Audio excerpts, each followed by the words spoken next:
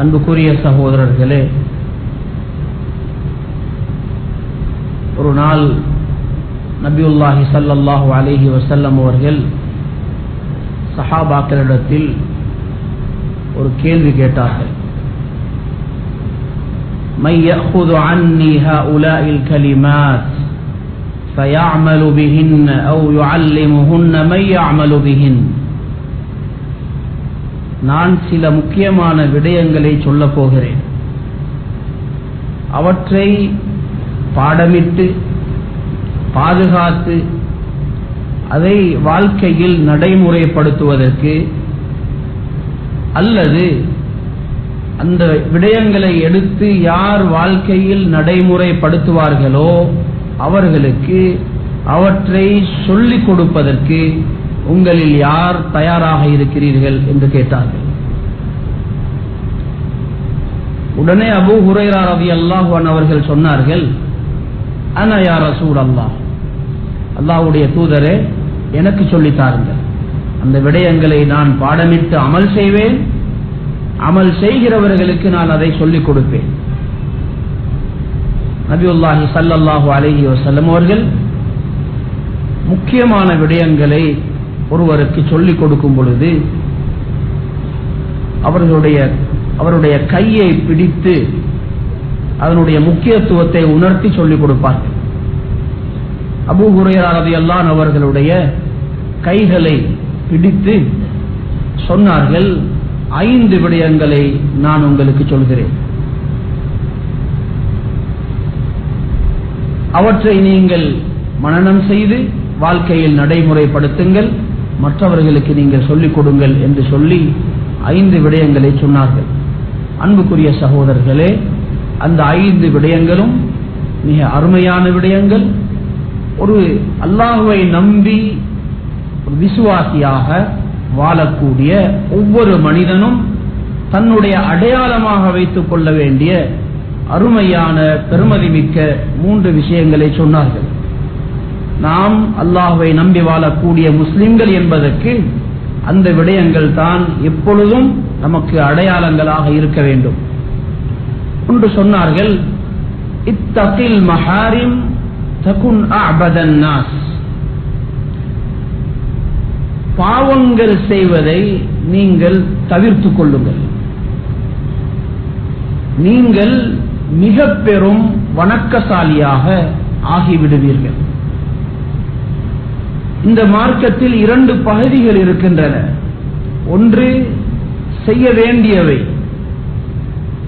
அல்லாஹ் தஆலா தொழச் சொல்லி இருக்கிறான், நோன்பு பிடிக்க சொல்லி இருக்கிறான், ஹஜ் செய்ய சொல்லி இருக்கிறான், உண்மை பேச சொல்லி இருக்கிறான்.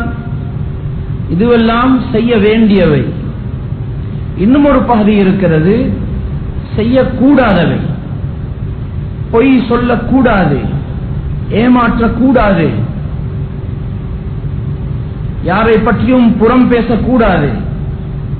இப்படி செய்யக்கூடாதவை என்று ஒரு பெரும் பட்டியல் இருக்கிறது. அன்புக்குரிய சகோதரர்களே, செய்ய வேண்டிய அந்த காரியங்களை செய்வதில் நாம் எவ்வளவு முக்கியத்துவம் கொடுக்கிறோமோ அதைவிட கூடுதலாக செய்யக்கூடாதவற்றை தவிர்ப்பதற்கு முக்கியத்துவம் கொடுக்க வேண்டும். மார்க்கம் இந்த 2லும் தவிர்க்க வேண்டிய விஷயங்களுக்குத்தான் முதலிடம் கொடுத்திருக்கிறதை நாங்கள் பார்க்கலாம். நம்மில் அதிகமானவர்கள் பல பொழுது செய்ய வேண்டிய விடயங்களுக்கு கொடுக்கக்கூடிய முக்கியத்துவத்தை தவிர்க்க வேண்டிய விஷயங்களை தவிர்ந்து கொள்வதில் கொடுப்பதில்லை. தொழுகையில் பக்குவமாக இருக்கிறோம், நோன்பை பக்குவமாக நோக்கிறோம், சதகா செய்வதில் பக்குவமாக இருக்கிறோம். ஆனால் எப்பொழுது தவிர்க்க வேண்டிய விஷயம் என்று வருகிறதோ அந்த நேரத்தில் அதை தவிர்த்துக் கொள்வது கஷ்டமாகிவிடுகிறது. பொய் பேசக்கூடிய ஒரு சந்தர்ப்பம் வந்தால் பேசிவிடுகிறோம். புறம் பேசுகிறது என்று வந்தால் நம்முடைய நாவை கட்டுப்படுத்திக் கொள்ள முடியாத ஒரு நிலை நமக்கு வந்து விடுகிறது. பாவம் என்று வரும் பொழுது அமல்களில் இருக்கக்கூடிய அந்த பக்குவம் போய்விடுகிறது. அன்புக்குரிய சகோதரர்களே, அல்லாஹ்வை நம்பி வாழக்கூடிய ஒரு முஃமினுடைய அடையாளம் அவன் பாவங்களை தவிர்க்கக்கூடியவனாக இருப்பான்.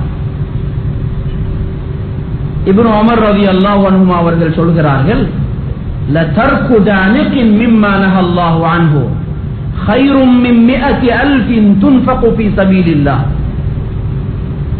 அல்லாஹ் தஆலா தடுத்திருக்கிற பாவத்தில் ஒரு தானிக் அளவு செய்யாமல் விடுவது. தானிக் என்றால் ஒரு திருகத்தை பிரித்து வரக்கூடிய ஒரு சிறிய பகுதி. அந்த அளவு பாவத்தை தவிர்ப்பது 1,00,000 திர்ஹம்களை அல்லாஹ்வின் பாதையில் நல்ல வழிகளில் செலவு செய்வதை விடவும் சிறந்தது.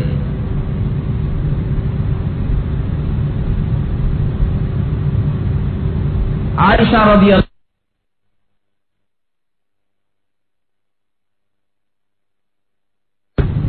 المجتهد الذائبين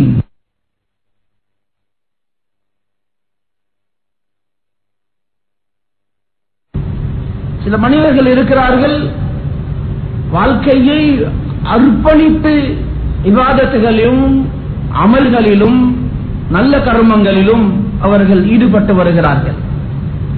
அப்படிப்பட்ட நல்ல மனிதர்களை அந்தஸ்தில் முந்திவிட வேண்டும் என்று யாராவது விரும்பினால், அவர்களை விடவும் உயர்ந்த இடத்துக்கு போக வேண்டும், அவர்களை போல அமல் செய்ய முடியாது, ஆனால் அவர்களை முந்த வேண்டும் என்று விரும்பினால், பாவங்கள் செய்கிற சந்தர்ப்பங்கள் வரும் பொழுது அவர் தன்னை பாதுகாத்துக் கொள்ளட்டும். அன்புக்குரிய சகோதரர்களே, நன்மைகளை சம்பாதிப்பதற்கு உலகத்தில் இருக்கிற மிக லேசான வழி என்று சொன்னால், பாவங்கள் செய்கிற சந்தர்ப்பங்கள் வரும் பொழுது அதை தவிர்க்க வேண்டும். எந்த அளவுக்கு மனசுக்கு அது பாரமாக இருக்கிறதோ அந்த அளவுக்கு அதன் மூலம் நன்மையை பெறலாம்.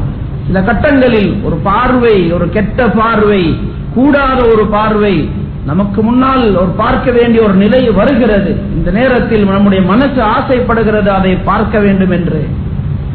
நாம் இல்லை, நான் பார்க்க மாட்டேன் என்று சொல்லி தன்னுடைய மனசின் ஆசைக்கு மாற்றம் செய்து தன்னை கட்டுப்படுத்திக் கொள்ளும் பொழுது அல்லாஹு தஆலா அவனுடைய உள்ளத்திலும் ஈமானிலும் சக்தியை ஏற்படுத்துகிறான். பெரும்பெரும் அமல் செய்யக்கூடிய எத்தனையோ பேர்களுடைய அந்தஸ்தை இவருக்கு இந்த நல்ல கர்மத்தின் மூலமாக முந்திவிடலாம். இமாம் ஜமக்ஷரி ரஹிமஹுல்லாஹ் அவர்கள் சொல்கிறார்கள், லதர்கு ذرة مما نهى الله عنه خير من عبادة الثقلين. அல்லாஹ் தஆலா தடை செய்திருக்கிற பாவங்களில் அனுப்புறமான அளவு விட்டு விடுவது. தர்ரா என்று சொல்வது, கூரையில் முகட்டில் ஒரு ஓட்டை இருந்து, ஒரு துவாரம் இருந்து, அந்த துவாரத்தினால் பகல் நேரங்களில் வெளிச்சம் வரும். அந்த வெளிச்சத்துக்குள்ளே பார்த்தால் சிறிய அணுக்கள் பறந்து கொண்டிருக்கும். அதில் ஒன்றுக்கு தான் தர்ரா என்று சொல்வது. சொல்கிறார்கள், அந்த அனுப்புறமான அளவு பாவம் செய்கிற கட்டம் வரும் பொழுது அந்த பாவத்தை விடுவது ஹைரும் மின் இபாதத்தி ஸகலைன். மனிதர்களும் ஜின்களும் சேர்ந்து தொழக்கூடிய தொழுகை, அவர்கள் செய்யக்கூடிய இபாதத் அத்தனையை விடவும் சிறந்தது. அன்புக்குரிய சகோதரர்களே, நாம் எப்படி தொழுகைக்கு முக்கியத்துவம் கொடுக்கிறோமோ, நாம் எப்படி நோன்புக்கும் ஜகாத்துக்கும் சதகாவுக்கும் முக்கியத்துவம் கொடுக்கிறோமோ, அதைவிட கூடுதலாக வாழ்க்கையில் அவ்வப்போது நாம் செய்ய ஆசைப்படக்கூடிய பாவங்கள் அல்லது நமக்கு சந்தர்ப்பமாக கிடைக்கக்கூடிய பாவங்களை தவிர்ப்பதற்கு கொடுக்க வேண்டும். கஷ்டம் இல்லாமல் பெரும் பெரும் இபாதத் செய்யாமலே பெரும் பெரும் அந்தஸ்துக்களை அடைந்து விடலாம். அல்லாஹ்வுடைய நெருக்கத்தை, விலாயத்தை வலிமார்களாக மாறுவதற்கு, அல்லாஹ்வுடைய விலாயத்தை, நெருக்கத்தை, அவனுடைய நேசத்தை பெறுவதற்கு மிக லேசான வழி பாவங்களை தவிர்ப்பது. அலா இன்ன அவுலியா அல்லாஹி லா கௌஃபுன் அலைஹிம் வலா ஹும் யஹ்ஸனூன். அவுலியாக்கள் யார், அல்லாஹ்வுடைய இறைநேசர்கள் யார் என்று அல்லாஹ் சொல்லும் பொழுது, அல்லதீன ஆமனூ வ கானூ யத்தகூன். அவர்கள் அல்லாஹ்வை நம்புவார்கள், அல்லாஹ்வுடைய வாக்குறுதிகளை உறுதியாக நம்புவார்கள். وَكَانُوا يَتَّقُونَ அவர்கள் பாவங்களை தவிர்த்து நடப்பார்கள். இத்திகா என்பது பாவங்களை தவிர்த்து வாழ்வதற்கு, பாவங்கள் என்று வரும்பொழுது மிக கவனமாக நடந்து கொள்வதற்கு சொல்லப்படும். இந்த சிஃபத்துள்ளவர்கள் தான் அல்லாஹ்வுடைய இறைநேசர்கள். அன்புக்குரிய சகோதரர்களே, வாழ்க்கையில் முயற்சி செய்து நம்முடைய உள்ளத்தில் வரக்கூடிய ஆசைகளை கட்டுப்படுத்தி இந்த நிலையை நாம் ஏற்படுத்திக் கொள்ள வேண்டும். அல்லாஹ்வை நம்பி வாழக்கூடிய ஒரு விசுவாசிக்கு, ஒரு முஃமினுக்கு மிக பிரதானமான அடையாளம் இதுதான்.